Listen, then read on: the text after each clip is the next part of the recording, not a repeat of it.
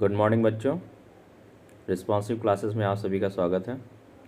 तो आज के टॉपिक में मैं मेनली क्लास 10th एनसीईआरटी विज्ञान का पहला चैप्टर जो था रासायनिक अभिक्रियाएं एवं समीकरण, जिसको मैंने 2 वीडियो में ऊपर की सभी लेक्चर्स को मैंने एक्सप्लेन किया है। और आज के टॉपिक में मैं उसी के आगे कंटिन्यू कर रहा हूँ, यानी ये चैप्टर 1 का 3rd वीडियो है, जिसमें मैं आज आपको एक्सप्लेन करूँगा विस्थापन अपक्रिया। तो बच्चों, सबसे पहले चैनल को सब्सक्राइब करें और वीडियो को लाइक करें, और इसी के साथ साथ मैं अपना लेक्चर स्टार्ट करता हूँ। विस्थापन अपक्रिया, जिसको इंग्लिश में बोलते हैं डिस्प्लेसमेंट रिएक्शन, जैसा कि आपको स्क्रीन में दे रखा है। तो यहाँ पे हम एनसीईआरटी को पढ़ेंगे और आपको एक्सप्लेन करेंगे, ठीक है। ये बेसिकली हिंदी माध्यम वाले बच्चों के लिए वीडियो है, साथ ही साथ में इंग्लिश मीडियम वाले भी देख सकते हैं, क्योंकि मैं बाइलिंगुअल यहाँ पे पढ़ाने वाला हूँ। विस्थापन अपक्रिया यानी इसको हम बोलते हैं डिस्प्लेसमेंट रिएक्शन। तो बच्चों, यहाँ पे डिस्प्लेसमेंट रिएक्शन को एनसीईआरटी एक एक्टिविटी के माध्यम से आपको बताएगी। ये मैंने आपको लिख दिया डिस्प्लेसमेंट रिएक्शन। डिस्प्लेसमेंट रिएक्शन को हम यहाँ समझेंगे एक्टिविटी के माध्यम से। एक्टिविटी हम यहाँ कर नहीं सकते हैं, हमारे पास फिगर है और कुछ इंस्ट्रक्शंस हैं जिससे हमें एक्टिविटी को परफॉर्म करना है, और मैं आपको एक्टिविटी समझाऊंगा। और ये एक्टिविटी किसकी है? डिस्प्लेसमेंट रिएक्शन की। तो क्या है भाई एक्टिविटी में? लोहे की 3 कील लीजिए और उन्हें रेगमाल से रगड़ कर साफ़ कर लीजिए, यानी सैंड पेपर से हमें साफ़ करना है। और आयरन नेल लेनी है, 3 आयरन नेल लेनी है, और उनको हमें रेगमाल से साफ़ करना है ताकि उससे जंग हट जाए, ठीक है। पहला बात हमें ये करना है। दूसरा क्या है? ए तथा बी से चिन्हित की हुई 2 परख नलियाँ लीजिए, यानी 2 टेस्ट ट्यूब लेनी है हमें, जिसमें और ए और बी लिखा हो। और उसमें क्या करना है भाई? प्रत्येक परख नली में 10 ml कॉपर सल्फेट का विलयन लेना है, ठीक है। प्रत्येक नली में क्या लेना है? 10 ml का कॉपर सल्फेट का विलयन। क्लियर है? 10 ml का कॉपर सल्फेट का विलयन। फिर क्या करना है? 2 किलो को धागे से बांधकर सर्वाधिक परख नली सावधानी पूर्वक परख नली वी के कॉपर सल्फेट के विलयन में लगभग 20 मिनट तक डुबोकर रख दीजिए। तुलना करने पर कील को अलग रखिए। तो देखो क्या कह रहा है इसमें। करना क्या है बच्चों? करना ये है कि ये कह रहा है कि आप 3 कील लेना है, 3 कील लेना है, ठीक है, आयरन कील, और उसको रेगमार से साफ़ करना है। और उसके बाद क्या लेना है? 2 टेस्ट ट्यूब लेनी है। दोनों टेस्ट ट्यूब में हमें कॉपर सल्फेट का 10 ml का सोल्यूशन भरना है, और उन दोनों टेस्ट ट्यूब को ए और बी से मार्क कर देना है।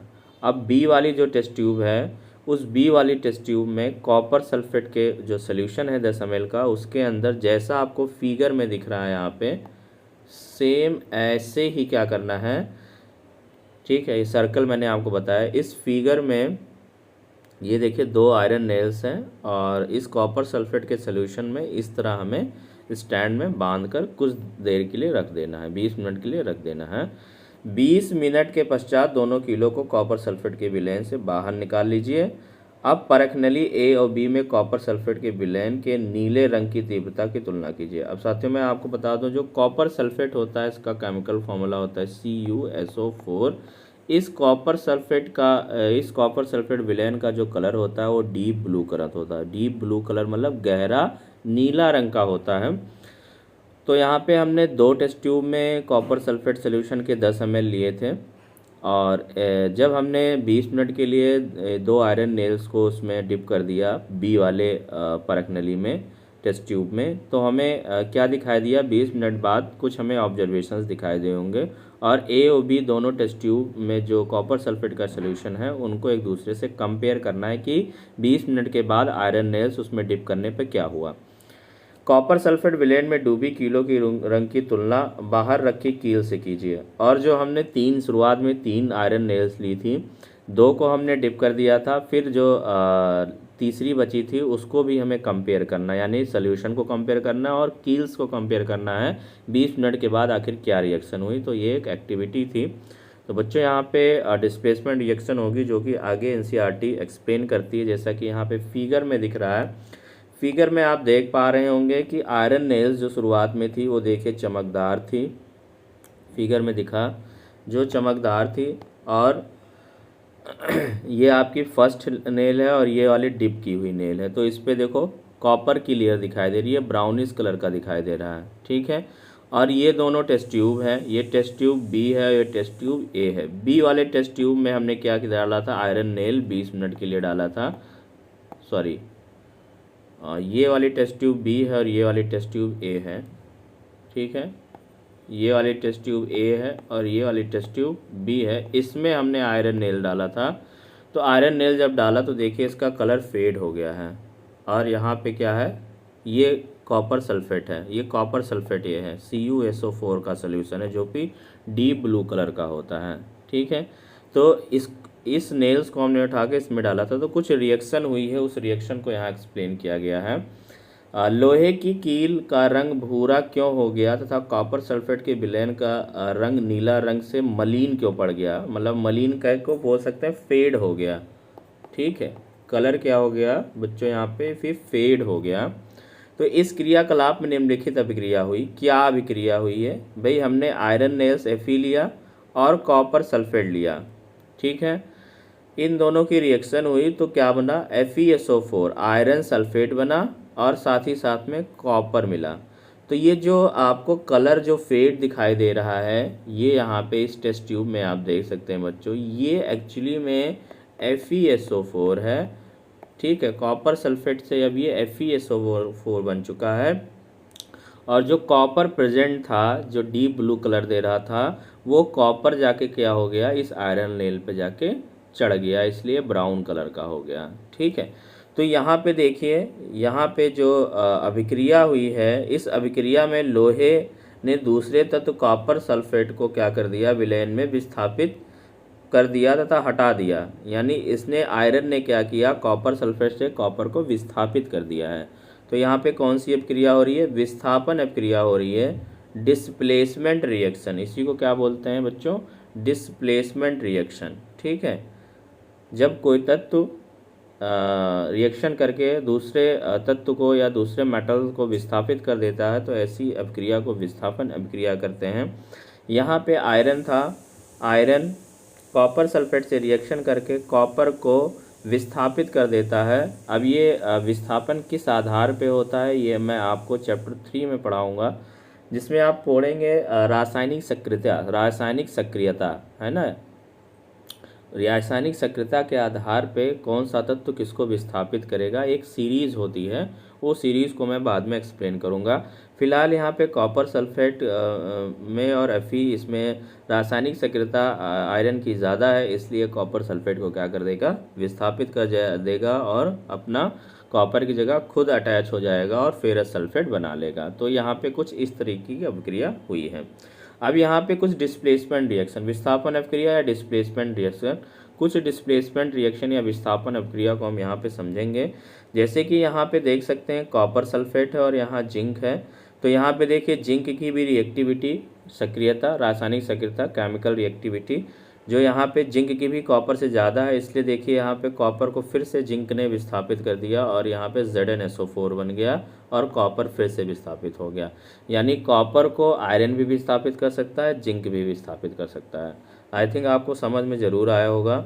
कॉपर क्लोराइड CuCl2 है यहाँ पे बच्चों, और एक क्या है, लेड है। तो लेड ने यहाँ से फिर से कॉपर को विस्थापित कर दिया है और लेड क्लोराइड बना लिया है, और साथ ही साथ में ये कॉपर निकला है। तो यहाँ पे आप जितनी रिएक्शन पढ़ रहे हैं, ये सभी रिएक्शन क्या है बच्चों, ये डिस्प्लेसमेंट रिएक्शन है, विस्थापन अभिक्रिया जिसको हम बोलते हैं। क्या है भाई, ये विस्थापन अभिक्रिया है। समझ में आया।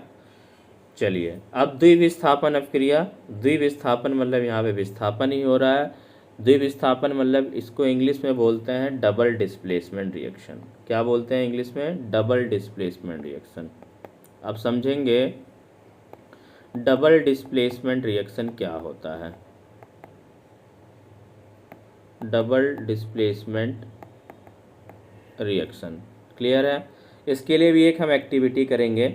एक परख नली में, यानी एक टेस्ट ट्यूब में 3 ml का सोडियम सल्फेट विलयन लेना है और एक में 3 ml का बेरियम क्लोराइड का विलयन लेना है। यानी एक में sodium sulphate Na2SO4, sodium sulphate का फॉर्मूला क्या होता है Na2SO4 और बेरियम क्लोराइड क्या होता है BaCl2। तो ये दोनों सोल्यूशन लेना है और उनको मिला देना है, जैसा कि यहाँ पे फिगर में आपको दिख रहा है, मैं इसको सर्कल में कर रहा हूँ, ये देखेंगे। ठीक है बच्चों, ये कुछ आपको दिखा। यहाँ पे एक में क्या लिया गया है, एक में लिया गया है बेरियम क्लोराइड और एक में सोडियम सल्फेट के विलयन को आपस में मिलाया गया है। तो क्या रिएक्शन हुई, आप देखेंगे कि श्वेत रंग के पदार्थ का निर्माण होता है। किसका निर्माण होता है, जब दोनों विलयनों को आपस में मिला देते तो श्वेत रंग के एक पदार्थ का निर्माण होता है जो जल में अविलीय है, यानी इंसॉल्युबल है, वाटर इंसॉल्युबल है। अविलीय पदार्थ का अवक्षेप कहते हैं। जिस अभिक्रिया में अवक्षेप का निर्माण होता है उसे हम अवक्षेपण अभिक्रिया भी कहते हैं। अवक्षेप का होता है प्रेसिपिटेट, इसको PPT बोलते हैं। ठीक है, अवक्षेप मतलब एक प्रेसिपिटेट बन जाता है। प्रेसिपिटेट ये क्या होता है, कलरलेस कलर का होता है, मतलब इसमें कोई कलर नहीं होता, सफ़ेद कलर का होता है और ये वाटर इंसॉल्युबल होता है। ठीक है, यानी जब भी कोई रिएक्शन होती है और आपको water insoluble material white colour का मिल रहा है तो हम उसको अवक्षेप या फिर प्रेसिपिटेट कहते हैं। और ऐसी अभिक्रिया को प्रेसिपिटेशन रिएक्शन बोलते हैं, या इन्होंने बताया है अवक्षेपण अभिक्रिया। हिंदी में क्या बोल रहे हैं, अवक्षेपण अभिक्रिया। ठीक है, प्रेसिपिटेशन रिएक्शन या अवक्षेपण रिएक्शन। ठीक है, देखिए यहाँ पे डबल डिस्प्लेसमेंट रिएक्शन हम पढ़ रहे थे। डबल डिस्प्लेसमेंट रिएक्शन हम पढ़ रहे थे जिसमें सोडियम सल्फेट है Na2SO4 और BaCl2 है और बेरियम सल्फेट 2NaCl। हुआ क्या यहाँ पे बच्चों, यहाँ पे देखेंगे कि हमने दोनों टेस्ट ट्यूब में क्या लिया था, एक में सोडियम सल्फेट लिया था और एक में बेरियम क्लोराइड लिया था। सोडियम सल्फेट और बेरियम क्लोराइड, सोडियम सल्फेट की रिएक्शन बेरियम क्लोराइड से बनाया तो क्या बन गया, बेरियम सल्फेट बन गया BaSO4। दिख रहा है यहाँ पे आपको प्रोडक्ट में BaSO4 दिख रहा है। ये BaSO4 ही क्या है, PPT है, ये प्रेसिपिटेट बन गया। यानी जब हमने दोनों टेस्ट ट्यूब ली और दोनों टेस्ट ट्यूबों में सोडियम सल्फेट और BaCl2 को आपस में मिलाया, ऐसे मिलाया, शेक किया, तो क्या हुआ, एक इंसॉल्युबल वाइट कलर का एक सब्सटेंस बना जिसको हम प्रेसिपिटेट बोल रहे हैं। और वो कौन सा सब्सटेंट है, बेरियम सल्फेट है। एक्चुअली में इसको डबल डिस्प्लेसमेंट रिएक्शन इसलिए बोल रहे हैं क्योंकि यहाँ पे देखिए एक्सचेंज हो गया SO4 Ba, जो रिएक्टेंट में देखेंगे, रिएक्टेंट मतलब यहाँ पे अभिकारक देखेंगे। ठीक है, अभिकारक में देखिए, अभिकारक में हमने क्या लिया, Na2SO4 BaCl2। तो Ba की Cl2 के साथ Ba जुड़ा हुआ है, लेकिन प्रोडक्ट में देखेंगे कि Cl के साथ कौन जुड़ गया, सोडियम जुड़ गया है। ठीक है, और इधर देखिए अभिकारक यानी रिएक्टेंट में SO4 के साथ सोडियम जुड़ा हुआ है, प्रोडक्ट में SO4 के साथ बेरियम। यानी ये जो आयंस थे Ba और Na2 ये आपस में क्या हो गए, एक्सचेंज हो गए। यहाँ पे एक्सचेंज हो गए, यानी हमारे पास रिएक्शन क्या थी, Na2SO4 अब प्लस का BaCl2, ये गिव्स आउट क्या दे दिया, BaSO4। यानी अब ये BaSO4 के साथ जुड़ गया और सोडियम क्लोरीन के साथ जुड़ गया, अब प्लस का 2NaCl। तो यहाँ पे क्या हुआ, दो तत्व आपस में एक्सचेंज हो रहे हैं, यानी इनके आयंस एक्सचेंज हो रहे हैं, इसीलिए यहाँ पे इसको हम क्या बोलते हैं, डबल डिस्प्लेसमेंट रिएक्शन बोलते हैं। ठीक है, यहाँ पे कौन सी रिएक्शन हुई है बच्चों, डबल डिस्प्लेसमेंट रिएक्शन हो गई है। अब देखो इसी को आगे एक्सप्लेन करता है NCERT, उसको हम ध्यान से सुनेंगे। ऐसा क्यों होता है, Ba2+ और SO4 नेगेटिव की अभिक्रिया में BaSO4 के अवक्षेपण का निर्माण होता है। एक अन्य उत्पाद सोडियम क्लोराइड का भी निर्माण होता है, साथ ही साथ में सोडियम क्लोराइड भी बना है जो विलयन में ही रहता है। वे अभिक्रियाएं जिनमें अभिकारकों के बीच आयनों का आदान प्रदान होता है उन्हें द्विविस्थापन अभिक्रियाएं कहते हैं। क्या बोलते हैं, द्विविस्थापन अभिक्रियाएं कहते हैं। क्रियाकलाप, अब एक और ये द्विविस्थापन का यहाँ एग्जाम्पल दिया गया है, इसको आप एक क्रियाकलाप करना है तो ये भाई यहाँ पे प्रेजेंट नहीं है क्रियाकलाप, तो इसको हम यहाँ पे रिएक्शन के बारे बाद में मैं समझूंगा। ठीक है, तो यहाँ पे बच्चों आपको समझ में आ गया होगा डबल डिस्प्लेसमेंट रिएक्शन क्या होता है और साथ ही साथ में डिस्प्लेसमेंट रिएक्शन क्या होता है। ठीक है। डबल डिस्प्लेसमेंट रिएक्शन को प्रेसिपिटेशन रिएक्शन भी बोलते हैं, और क्षेपण अभिक्रिया। और जब आयंस का आपस में एक्सचेंज होता है तो डबल डिस्प्लेसमेंट रिएक्शन होता है। बाकी आपको यहाँ पे डिस्प्लेसमेंट रिएक्शन समझ में आई थी, जो ये 3 रिएक्शन है एनसीईआरटी की, ये मोस्ट इंपॉर्टेंट है डिस्प्लेसमेंट रिएक्शन की, तो इसको बहुत अच्छे से समझेंगे। क्लियर है। तो अगली वीडियो में बचा हुआ टॉपिक यहाँ पे हम देखेंगे। बचे हुए टॉपिक में सिर्फ और सिर्फ हमें पढ़ना है उपचयन और अपचयन, ऑक्सीडेशन एंड रिडक्शन को पढ़ना है, और उसके बाद ये हमारा टॉपिक कंप्लीट हो जाएगा। ओके।